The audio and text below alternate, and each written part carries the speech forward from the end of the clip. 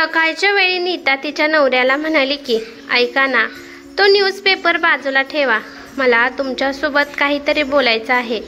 नीताचं बोलणं ऐकून सुमितला राग आला आणि तो म्हणाला की का पेपर वाचताना माझे कान पण बंद होतात का? जे काही बोलायचं आहे ते बोल। आपल्या नवऱ्याचा राग पाहून नीता घाबरतच म्हणाली की ऐका ना, माझं हे स्वप्न आहे की मला एकदा वृंदावनला फिरून यावे वाटत आहे। मला श्रीकृष्ण आणि राधाराणीचे दर्शन घ्यायचे आहे, प्लीज तुम्ही मला तिथे घेऊन चला ना। सुमितला खूप राग आला। तो म्हणाला तुझ्या फालतू स्वप्नासाठी माझ्याकडे वेळ नाही, तुला जायचं असेल तर एकटी जा, तू काय आता लहान मुलगी नाहीस। बोलत बोलत त्याने पेपर एका बाजूला आदळला आणि ऑफिसला निघून गेला। नीता नेहमी सुमित सोबत वेळ घालवावा म्हणून तरसत असायची, पण नेहमी सुमित ऑफिस, मोबाईल आणि न्यूजपेपर यामध्येच त्याचा टाइम घालवत होता। सुमित तिला नेहमी म्हणायचा की आपल्या लग्नाला 12 वर्ष झाली आहेत, मुलगा शिकण्यासाठी हॉस्टेलमध्ये गेला आहे आणि या वयात मी तुझ्या मागे एखाद्या मजनूसारखा कसा फिरू? आता आपलं वय फिरायचं राहिलं नाही। असं नाही की नीताला उलट बोलता येत नाही, तिला वाटायचं की आपण जास्त ताणलं तर आपला नवरा आपल्यापासून लांब जाईल याची भीती तिला नेहमी वाटत असायची। त्यामुळे भीतीमुळे ती काही बोलत नव्हती। आहे त्या परिस्थितीत नीता सगळ्यांच्या इच्छा पूर्ण करत होती, परंतु कुठे जायचं म्हणल्यावर तिचा नवरा नेहमी तिला एकटी जा म्हणत असायचा। एकटी हा शब्द तिला भीती दाखवत होता। तिला तिच्या आसपास जास्त गर्दी आवडत नव्हती, गर्दी पाहून तिला भीती वाटायची। त्यामुळे एकटी कुठे जाण्यासाठी नीता घाबरत होती आणि हे सगळं सुमित जाणून होता की आपली बायको एकटी कुठे जाण्यासाठी खूप घाबरते। विचार करता करता नीताच्या डोळ्यात अश्रू आले आणि तिने निश्चय केला की छोट्या छोट्या आनंदासाठी, गोष्टीसाठी आपण दुसऱ्यांवर निर्भर राहिलं नाही पाहिजे। बास, आता खूप झालं, माझी काळजी घेण्यासाठी माझ्यापाशी कोणी नाही म्हणून काय झालं, मी स्वतः माझी काळजी घेऊ शकते। आता मी पण जेवढे मी स्वप्न पाहिले आहेत त्याला पूर्ण करण्यासाठी काही पण करणार आहे। पण जर सुमित नाराज झाले तर? पण नाही, तिने तिच्या मनाला समजावलं की जे व्हायचं आहे ते झाल्यावर बघता येईल। नीताने आता विचार केला होता की ती आता तिच्या एकटी या शब्दाला घाबरणार नाही, ती आता एकटीच इकडे तिकडे फिरणार आहे। संध्याकाळी सुमित ऑफिसवरून आल्यावर नीता त्याला म्हणाली की हे बघा, मी माझं स्वप्न पूर्ण करणार आहे, मला तुमची गरज नाही। तुमच्या जरुरीचं सामान कपाटात काढून ठेवलं आहे, शिवाय कामवाली बाईला स्वयंपाक कसा बनवायचा हे पण सांगून ठेवलं आहे। मी उद्याच्याला माझं स्वप्न पूर्ण करायला जाणार आहे। सुमित अडखळत म्हणाला की जर तू ठरवलं आहे तर मला का विचारत आहेस? तिला तिच्या नवऱ्यावर खूप राग होता, पण ती काही बोलली नाही। जेवण झाल्यावर शांतपणाने नीता झोपायला गेली। झोपताना एक प्रकारचा तिच्या मनात आनंद पण होता आणि भीती पण होती। सकाळच्या वेळी नीता सुमितला म्हणाली की तुम्ही मला रेल्वे स्टेशनला सोडवता का?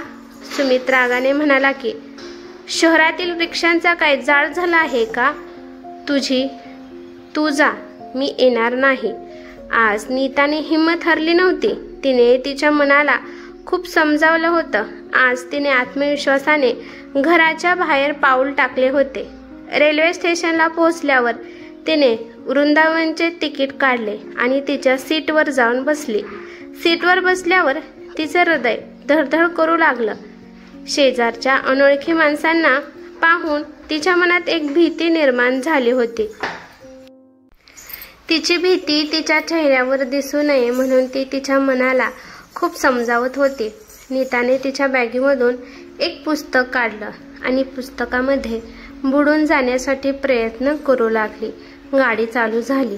नीताच्या मनात उत्साह निर्माण झाला होता। संध्याकाळच्या वेळी तिने आणलेलं जेवण खाल्लं आणि ती तिच्या सीटवर झोपू लागली, परंतु तिच्या डोळ्यांना झोप काही येत नव्हती. दुसऱ्या दिवशी ट्रेन तिच्या मार्गावर थांबली. जेव्हा ती ट्रेन मधून उतरली तेव्हा तिला विश्वासच बसत नव्हता की ती तिच्या स्वप्नाच्या दुनियेत आली आहे. आपल्या श्रीकृष्णाच्या खूप जवळ वृंदावनमध्ये मी आली आहे याच्यावर तिचा विश्वासच बसत नव्हता. वृंदावनमध्ये पाऊल ठेवल्यावर एकटी आहे याची भीती तिला अजिबात वाटली नाही. तिने विचार केला की एकदा सुमितला फोन करावा, पण तिने फोन केला नाही, कारण सुमितला वाटेन की आता माझी गरज पडली आहे म्हणून हिने फोन केला आहे. तिने ऑटोवाल्याच्या मदतीने एक हॉटेल बुक केलं. तिच्या मनातील भीती गेल्यामुळे नीताला खूप हलकं हलकं जाणवत होतं. हॉटेलमध्ये पोहोचल्यावर सगळ्यात पहिल्यांदा नीताने मस्तपैकी आंघोळ केली आणि ती श्रीकृष्ण यांच्या दर्शनाला निघाली. जेव्हा नीताने राधाकृष्ण यांना पाहू लागले तेव्हा तिच्या डोळ्यातून आपोआपच पाणी येऊ लागले.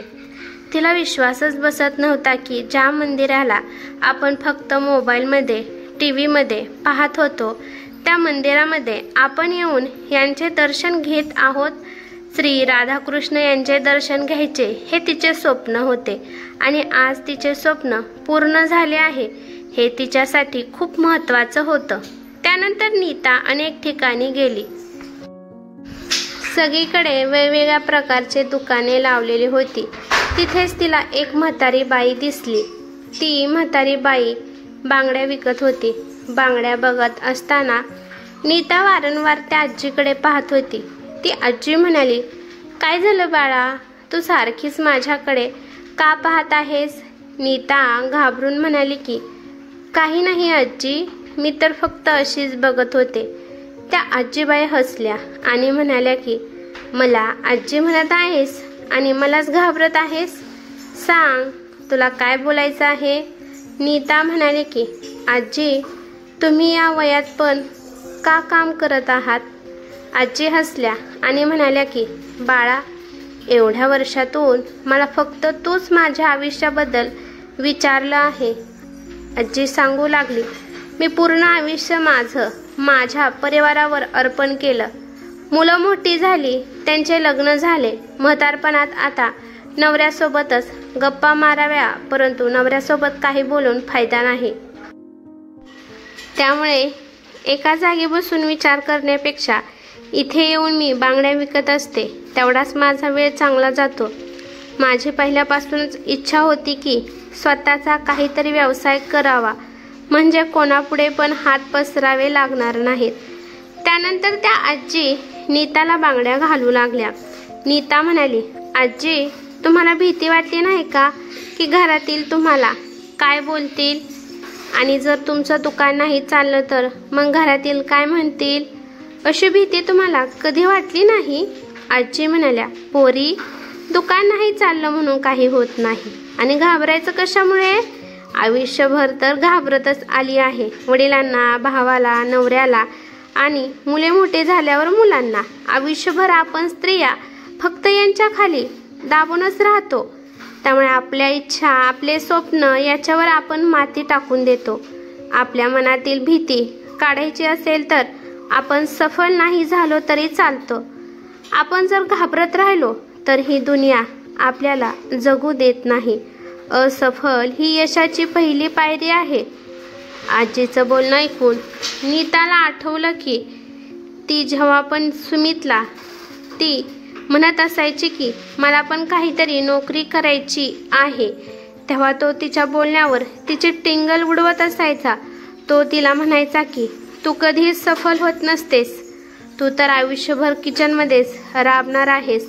आपल्या नवऱ्याचं बोलणं ऐकून नीताला खरंच वाटत होतं की आपण आयुष्यात कधीच सफल होणार नाही. आजीबाईचं बोलणं ऐकून नीताच्या डोक्यात प्रकाश पडला होता. खरंच मी सुशिक्षित असून पण एका अडाणी आजीबाईंनी मला किती सोप्या भाषेत समजावून सांगितलं आहे. आपण आत्मनिर्भर असणं किती महत्त्वाचं आहे. मी पण माझ्या आयुष्यात मी काहीतरी करून दाखवेन का? तोपर्यंत तिचं अंतर्मन म्हणाले की का का नाही? जर आजीबाई या वयात पण एवढा चांगला विचार करू शकते तर आपण का नाही करणार? नीताने त्या आजीबाईला बांगड्यांचे पैसे दिले आणि त्यांचा आशीर्वाद घेऊन तेथून पुढे निघाली. पुढे गेल्यावर एक चोर एका महिलेची बॅग घेऊन पळू लागला होता, परंतु अचानक एका कुत्र्याने त्या चोराच्या अंगावर हल्ला केला आणि तो तिथेच थांबला. कुत्र्याला घाबरणारी नीता मनातल्या मनात हनुमान चालीसा म्हणू लागली. त्या चोराने त्या कुत्र्याला एक जोरात दगड मारला, त्यामुळे त्याला दुखापत झाली. चोर बॅग तशीच टाकून पळून गेला. त्या महिलाने आपली बॅग उचलली आणि नीताने पाहिलं की कुत्र्याला दुखापत झाली आहे. तिला काय करावं हे समजत नव्हतं. ती त्या महिलेला म्हणाली, ताई, या कुत्र्याने तुमची मदत केली आहे आणि त्याला दुखापत झाली आहे. तुम्ही त्याच्या दुखावर औषध लावावं असं मला वाटत आहे. ती महिला तोंड वाकडं करत म्हणाली, जर तुम्हाला एवढी काळजी असेल तर तुम्हीच लावा. मला आता कुत्र्याशी काही घेणं देणं नाही. त्या महिलेचं बोलणं ऐकून नीताला खूप राग आला.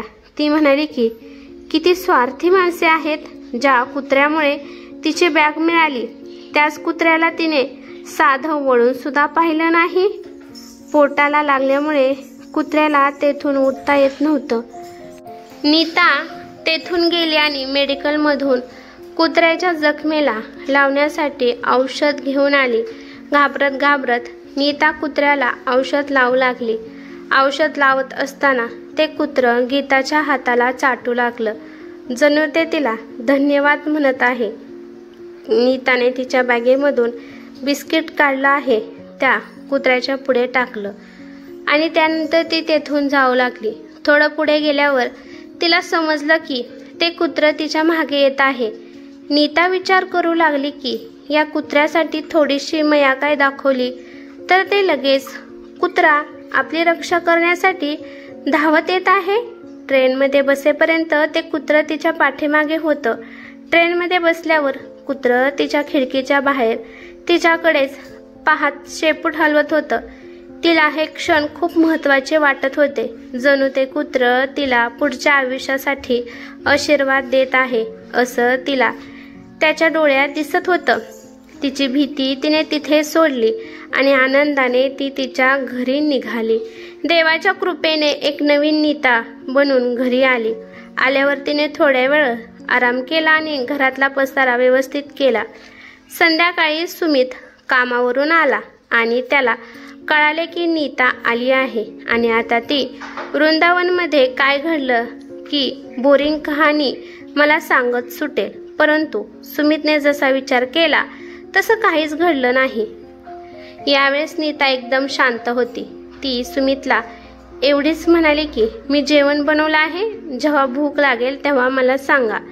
नीताचं हे आगळं वेगळं वागणं पाहून त्याला जरा विचित्र वाटलं, पण त्याने लगेचच मोबाईलमध्ये डोकं घातलं. दुसऱ्या दिवशी नीताने मुक्या प्राण्यांची सेवा करणाऱ्या संस्थेला फोन केला आणि कामासाठी जागा शिल्लक आहे का म्हणून तिने विचारले. तिकडून ते म्हणाले की एक जागा शिल्लक आहे, तुम्ही येऊ शकता. ती सांगितलेल्या पत्त्यावर गेली आणि त्यांनी विचारलं की तुम्ही अचानक हे काम करण्याचा कसा काय विचार केला? नीता म्हणाली, खोटं सांगणार नाही, मी वृंदावनला गेले होते तेव्हा एका कुत्र्याने माझी खूप मदत केली. मी तर फक्त त्याची थोडीशीच मदत केली होती. तेव्हापासून मला समजले की माणसांना जीव लावण्यापेक्षा मुक्या प्राण्यांना जीव लावला तर ते आपली किंमत ओळखतात आणि आपले चांगले सोबती होतात. कोणताही स्वार्थ न पाहता आपलं स्नेह आणि प्रेरणा पाहून ते आपल्याकडे आकर्षित होत असतात. त्यामुळे मला या संस्थेमध्ये काम करायचं आहे. त्या संस्थेच्या मालकाने तुम्ही उद्यापासून जॉबला येऊ शकता म्हणून सांगितलं. आज नीता खूप खुश होती. तिने तिच्यासाठी एक चांगला निर्णय घेतला होता. घरी आल्यावर सुमितला तिने सांगितलं. तो म्हणाला, चांगलंच आहे, जर तू कामात व्यस्त राहिली तर तू माझं डोकं तरी खाणार नाहीस. नीता त्याला काही म्हणाली नाही, फक्त गालातल्या गालात हसली.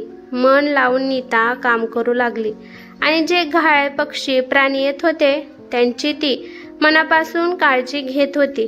बघता बघता नीता सगळे कामे करू लागली. ती कशालाच घाबरत नव्हती. तिचा नवरा सुमित पण तिच्यावर लक्ष ठेवून होता. कुठे ना कुठे त्याला वाटत होते की आपण तिच्याबरोबर खूप वाईट केलं, परंतु बोलून दाखवण्याची त्याच्यामध्ये हिंमत नव्हती. परंतु नीता तिच्या आयुष्यात खूप खुश होती. तिला आता तिचा नवरा तिच्याबद्दल काय विचार करतो याच्याशी काहीही देणं घेणं नव्हतं. ती आपल्या आयुष्यात एकदम सुखी होती. काही माणसे नीताच्या नवऱ्यासारखे सुमित सारखे असतात, जे आपल्याकडून चुकीचं घडलं आहे त्याबद्दल थोडी सुद्धा कृतज्ञ व्यक्त करत नाहीत. पण आपण अशा माणसाकडे लक्ष द्यायचं नाही. आपण आपलं मस्त आयुष्य जगायचं. ही कथा कशी वाटली ते मला कमेंट करून नक्की सांगा. कथा आवडली तर लाईक शेअर नक्की करा आणि चॅनेलवरती नवीन असाल तर चॅनेलला सबस्क्राईब करा. धन्यवाद.